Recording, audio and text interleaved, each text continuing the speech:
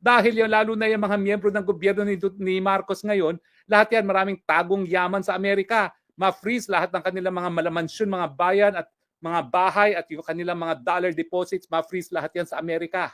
Iisa-isahin na po natin yan. No? Napabalita rin na merong executive order si President Trump na nagsasabi na yung ICC prosecutor at lahat ng nagtulungan para kasuhan ang mga alyado ng Amerika gaya ni Netanyahu will be subject to sanctions.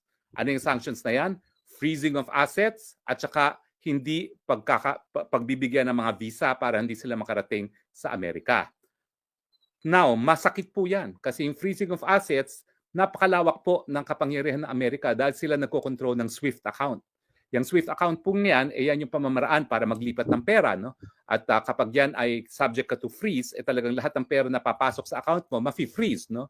At syempre, masakit din na hindi sila makakapasok sa Amerika as a matter of privilege. No?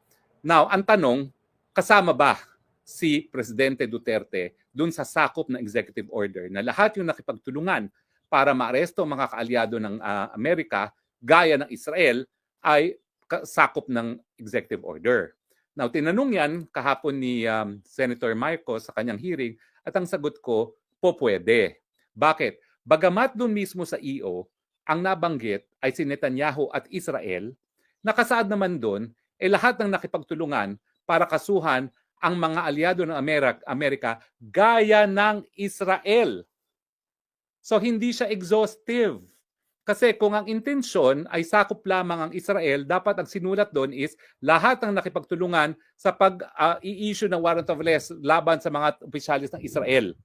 Pero ang sabi doon, lahat ng nakipagtulungan para makasuhan ang mga alyado ng Amerika gaya ng Israel, hindi siya exhaustive.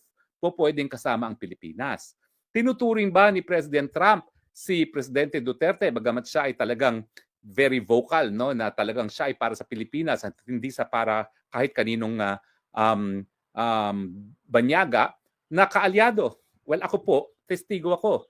Dahil ilang beses ko nakita na nag-usap ang Presidente Duterte nung siya ay nasa opisina at si Presidente Trump.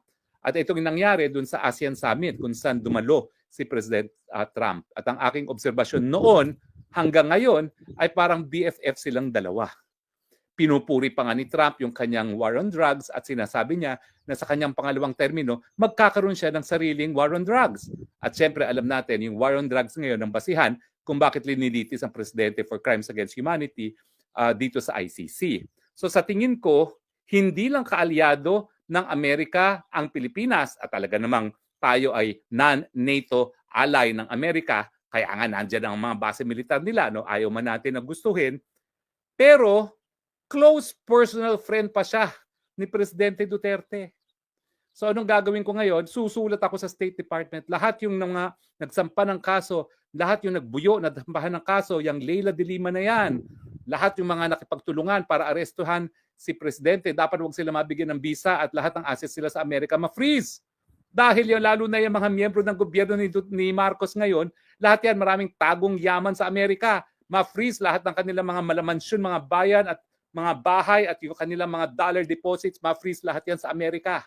Iisa-isahin na po natin yan. No? At syempre, malalaman lang natin kung sakop talaga ang mga Pilipino dito sa EO ni Trump laban sa ICC kung gigising na lang yung mga gabinete ni Marcos na nakipagkontsabahan para i-kidnap si Presidente Duterte papunta ng Hague, kung ang kanilang mga bank deposits, ang mga ari-arian sa Amerika, gaya ng mga malalaking mga mansyon nila dito sa Amerika, ay na-freeze na ng US government. At pag nangyari yon, doon natin malalaman, wow, sakop pala ang Pilipinas doon sa executive order ni Trump laban sa International Criminal